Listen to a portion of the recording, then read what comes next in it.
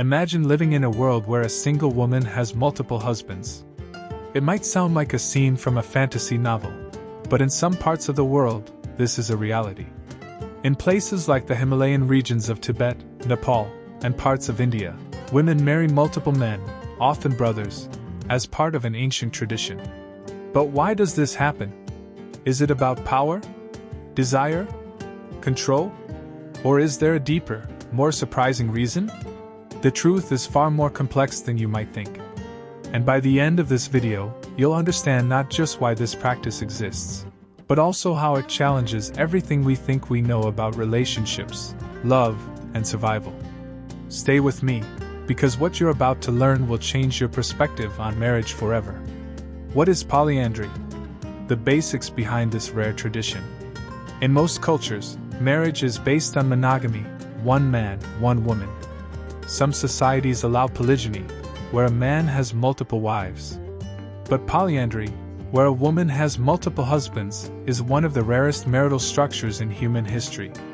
Where is polyandry practiced? Today, polyandry is still practiced in Tibet and Nepal, among Himalayan tribes, particularly in remote farming villages. India, some groups in the states of Himachal Pradesh and Uttarakhand still follow this tradition. Parts of Africa, the Maasai and some other tribes allow women multiple husbands under specific conditions. Amazon rainforest tribes, some indigenous groups in South America believe children can have multiple fathers. But the real question is, why would a woman want multiple husbands? And why would men agree to share a wife? The real reasons behind polyandry. To understand why polyandry exists, we have to look at the harsh realities of life in these regions. It's not just about choice, it's about survival. Land and resource scarcity. In places like Tibet and the Himalayas, land is extremely limited. The mountains make farming difficult, and if every generation kept dividing land among sons, families would be left with tiny, useless plots of land.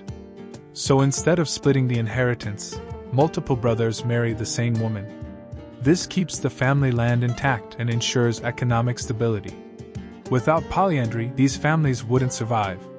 Population control. While polygamy, one man, multiple wives, often leads to larger families, polyandry does the opposite. It naturally limits population growth. Since one woman can only have a certain number of children, polyandrous societies don't experience overpopulation, which is crucial in areas where food and water are scarce. Economic stability for families. Instead of multiple men supporting multiple households, they pool their resources into one home. The eldest brother is usually the leader of the household. The other brothers contribute through farming, herding, or trade. The wife manages the household and ensures fairness among the husbands. This structure means that no man is left struggling alone to support a family. Gender imbalance and social stability. In some societies, there are more men than women, either due to cultural practices or historical reasons. If every man wanted a wife, many would be left unmarried, leading to social unrest, conflict, and competition.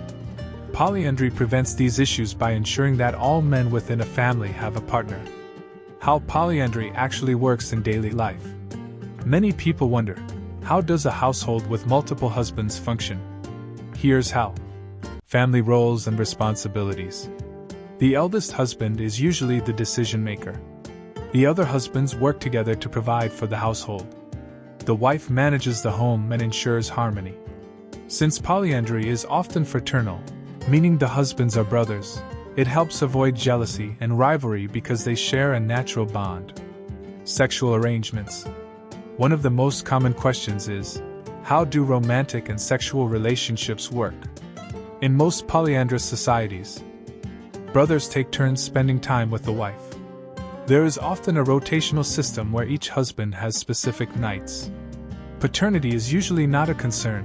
Children are raised as a family unit, and the eldest brother is often considered the official father.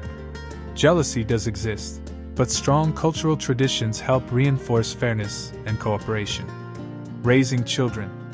Since all the husbands act as fathers, children in polyandrous families have more financial support than those in monogamous families. benefit from multiple role models and different skill sets, grow up in stable, cooperative environments. Unlike in polygynous societies, where one man has multiple wives, polyandrous families don't experience the same rivalries between mothers, which can create tension.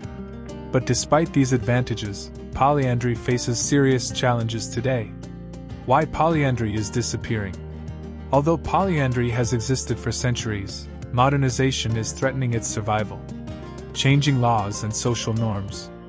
Many governments discourage or outlaw polyandry, considering it outdated. Younger generations, influenced by Western ideals, reject arranged marriages and prefer monogamy. Economic growth and urbanization. As families move to cities, the economic benefits of polyandry disappear. Men are more independent financially, reducing the need to share a wife. Education and women's rights.